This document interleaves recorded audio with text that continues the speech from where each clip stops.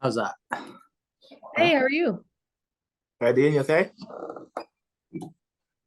Awesome. Okay, so I gotta know, what is your excitement level for fighting in Paris, or is that just like a girl thing that everyone's excited about Paris? Um, I'm excited. I am excited, but I'm more excited to try some food, because obviously I'm weight cutting at the moment and shit. So yeah, I'm looking forward to trying that, some French food.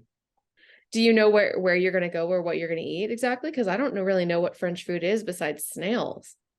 I know, I know. I don't know. All I know is there's nice restaurants. So um, a few people have sent me a few restaurants over, so I'm gonna make sure I go check them out after. Are you gonna eat some snails, you think? Not a chance. Nah, not a chance.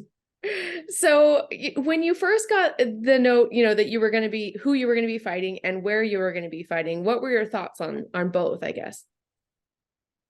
Um, I thought it would be in the UK. I thought the fight would be in the UK. But Paris is only an hour and a bit flight away. And the opponent, I knew it'd be Mousasi anyways. I knew after winning my last fight, I knew that would be the opponent, and I was ready to go in February. I was ready to fight him in February, but he wasn't ready. So yeah. So you were willing to wait for him then? That was a fight that you really wanted, or was it more that you kind of weren't given the choice? You're going to wait for him. That's what it is. Oh no, no, no, no. I waited for him. I waited for him. I knew obviously with this fight, taking him out, I get a shot at the world title. So I thought there's no point risking injury or whatever by fighting someone else. I'm not gonna lock into him, and yeah, that's what I done. Is there any pressure going into the fight knowing that there is kind of the title shot kind of looming there and in the background? Yeah, no, not really. Not really. Obviously, I know what I'm trying to achieve in this sport, and I know what setting out to do. And yeah, no pressure. It's another fight. If you treat every fight like it's another fight and just put 100% focus on it, you don't really feel that much pressure.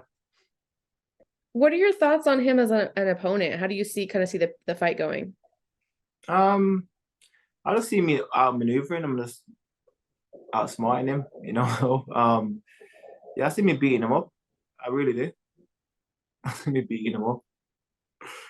Do you feel like maybe his time has passed as a fighter, that maybe he should, I don't want to say retire, but like, do you feel like maybe he's at that point in his career where he needs to kind of reevaluate his career path? Nah, nah, because when you look at the last 5 years, I'm sure he's only lost once. You know what I mean? And that's a good record, right? So I can't look at his last loss and then all of a sudden think, you know what, actually he's finishing the sport.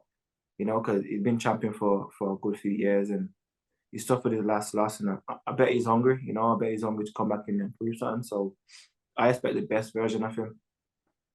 And I guess my last question for you, do you have a prediction for me, or are you one that you don't like to make predictions?